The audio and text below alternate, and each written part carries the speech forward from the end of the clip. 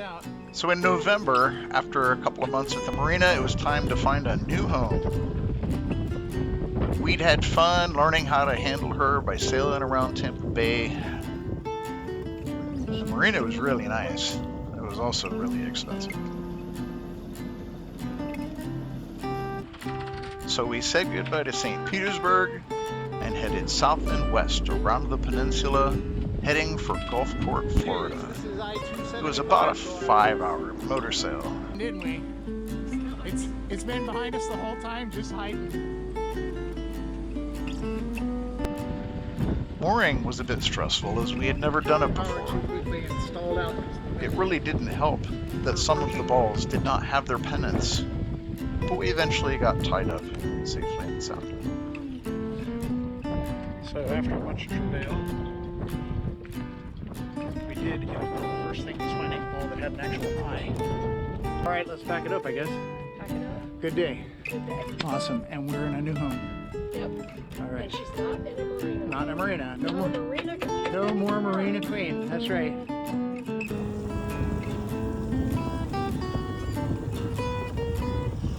The moorings and its surrounding anchorage are right off the beach of a quiet, beautiful, eclectic little town, Gulfport.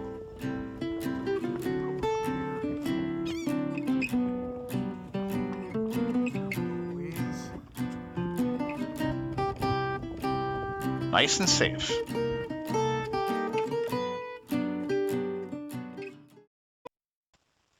We watched as Tropical Depression 4 became Tropical Storm Debby. We thought it would be okay. It was forecast to stay 80 to 100 miles offshore.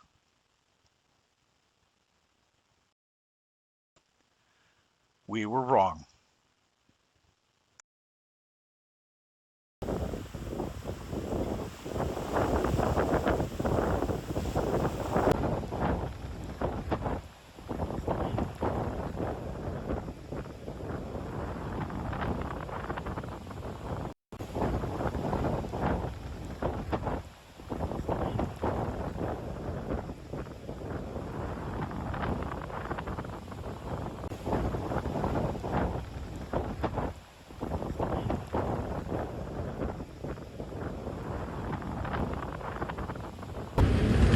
St. Pete area, and actually technically we're in Gulfport in the bay.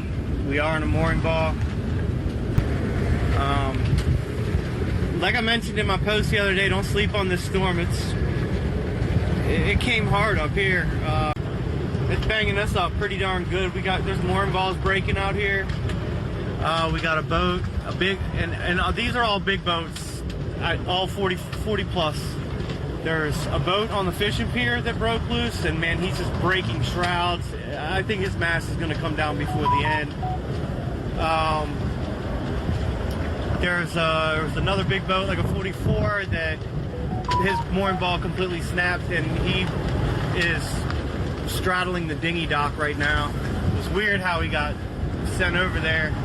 That boat took like 3 or 4 twists and turns around friends' boats, and veered hard to port right before the pier, and then just parked at a dock. It was really weird. I mean, I know I'm smiling, but it's not funny.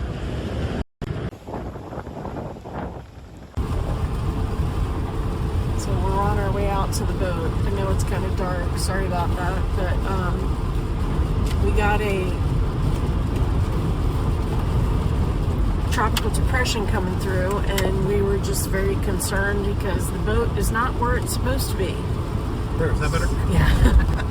So we're on our way out to just check where she is, because it says that she's actually in Gulfport on the dock, which is not on the mooring ball, which puts us in the middle of the bay area.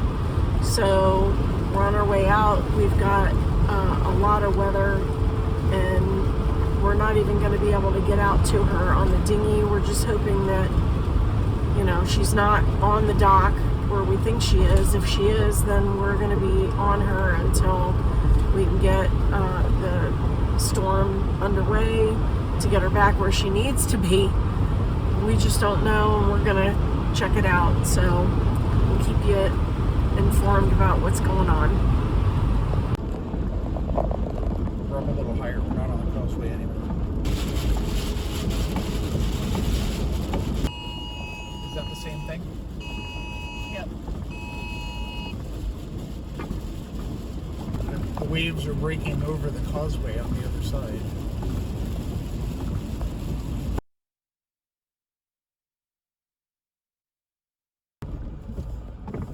We pull into Gulfport at about 11 o'clock that evening. Oh yeah, water's up. Seems on like a the lull in the over storm. here, too. The city is already full of salt water. So we park away from the salt water and work our way to the pier where we can get out to those dinghy docks.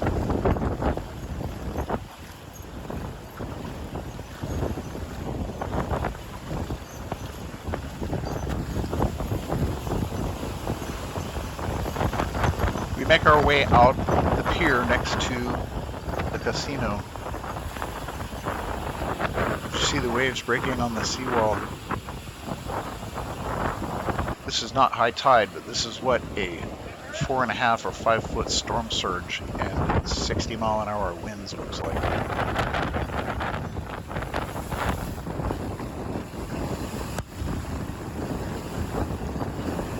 Already there are many large yachts. This one's driven up onto the beach. Several more on the pier or over on the seawall.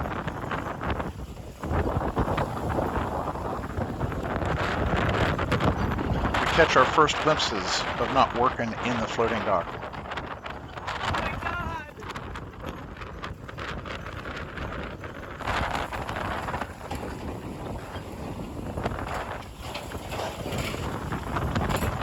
The waves are just pounding the floating docks and our precious vessel, but she's not on the beach. It is beyond our comprehension how she ended up here.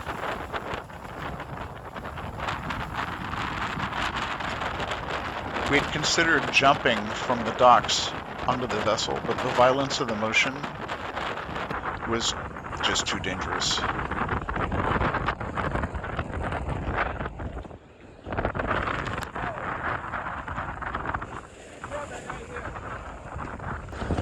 With nothing we could do, we retreat back to the car to watch throughout the night.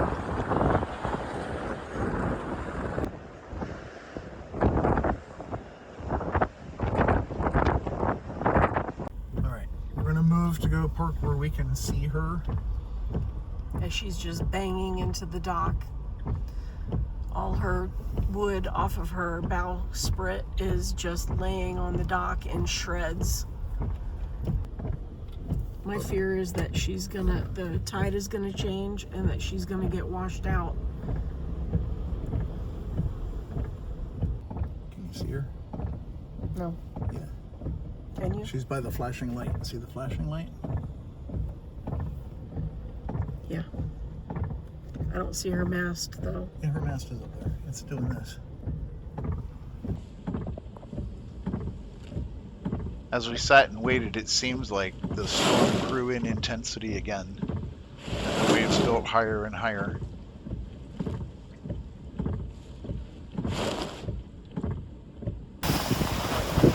There's two right there on the seawall. The worst of the storm was around 3 a.m. We fitfully slept or stared around us all night. The feeling of helplessness was profound. We were also profoundly aware of how many others had lost their homes and dreams, and how somehow ours were not dashed on the rocks. As the sun rose, we went to McDonald's for some breakfast and a much-needed bathroom break after the long night. Coming back into the town, the damage seemed minimal, with some downed limbs and receding floodwater. We began our calls to our insurance and the Towboat US to get our recovery going. Returning to our parking spot, We were relieved to see that she was still sitting in her place, Still rubbing against that piling. with no dock lines attached.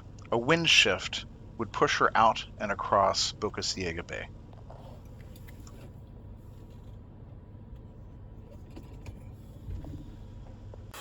After ensuring that she hadn't moved, we drove to the Gulfport Marina, where Towboat US is based in this area, and we observed many of the other yachts that had been driven ashore. This is the boat ramp, completely underwater. All the way up into the neighborhood. We waited for several hours at the marina for conditions to improve so that we could get out and save her. It was a long, wet ride once we got underway.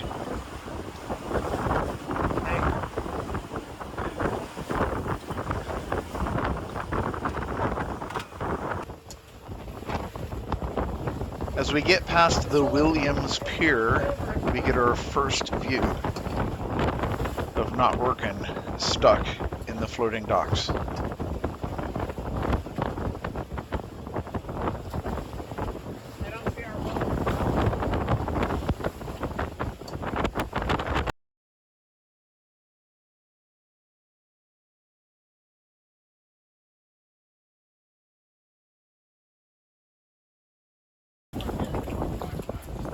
As we look at the situation, the plan is to get me aboard somehow, so I can get a bridle on her to pull her out of the slip. We make several attempts to either get me onto the dock or onto the boat, but there are obstacles.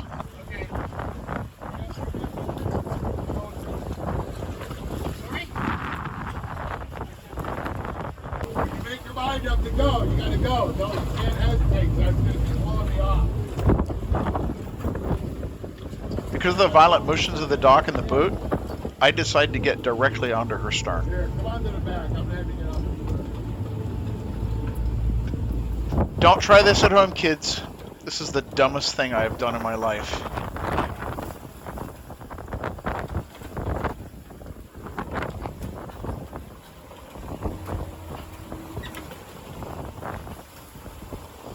I actually jump onto the stern.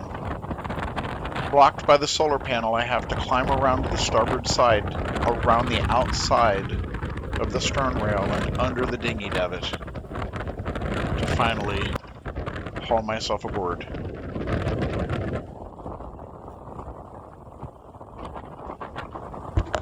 I couldn't go to the left because of that piling, and going to the starboard, I get damn near that other piling that the boat is slamming against. Finally, I pull myself over the stern rail and collapse into the cockpit, exhausted.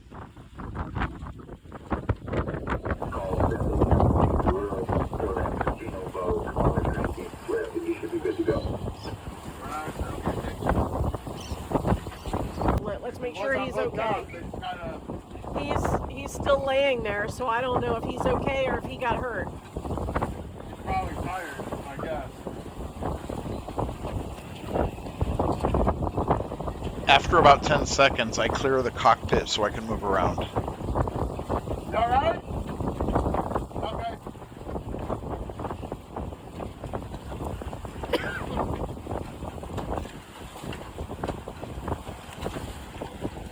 I wanted to get on it last night and he wouldn't let me.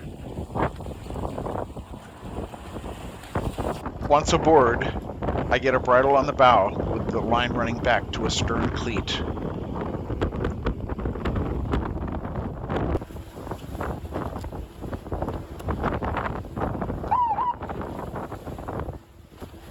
As soon as I give you slack, you're gonna undo that stern one.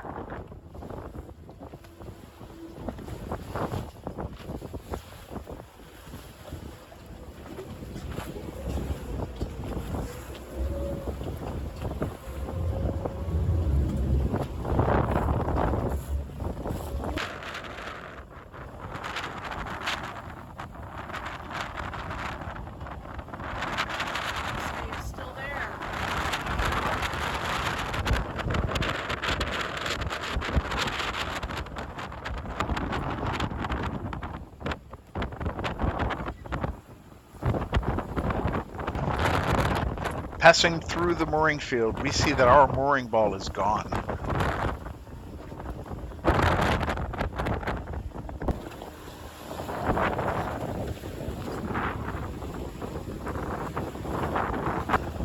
You can see the masts of several boats that have sunk in the storm.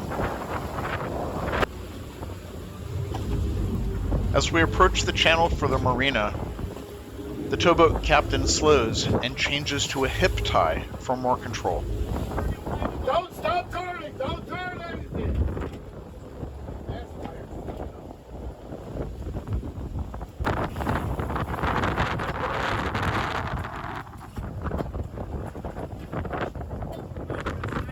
Yeah. I have to. I got no control of you otherwise.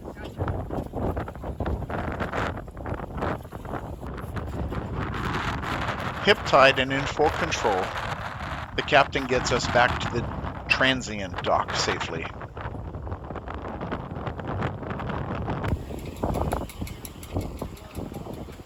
Safely there, we begin to assess the damages.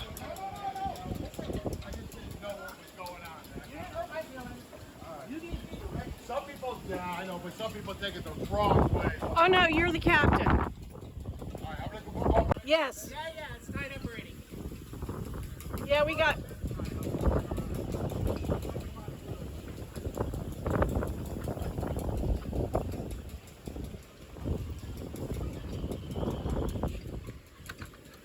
Nah, I've wrangled this bitch around before.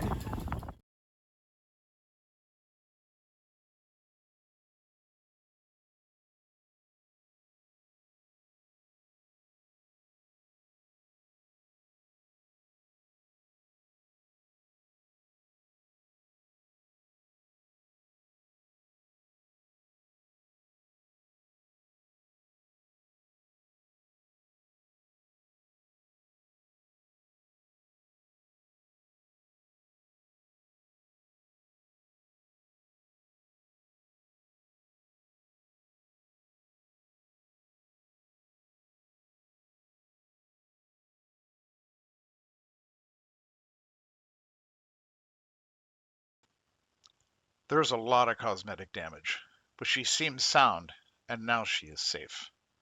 We still have our hopes and our dreams, but so many others do not. That night, 22 yachts ended up on shore. At least 7 were sunk in the bay, and 1 captain lost his life. And the season wasn't done with us yet, because then came Helene and Milton.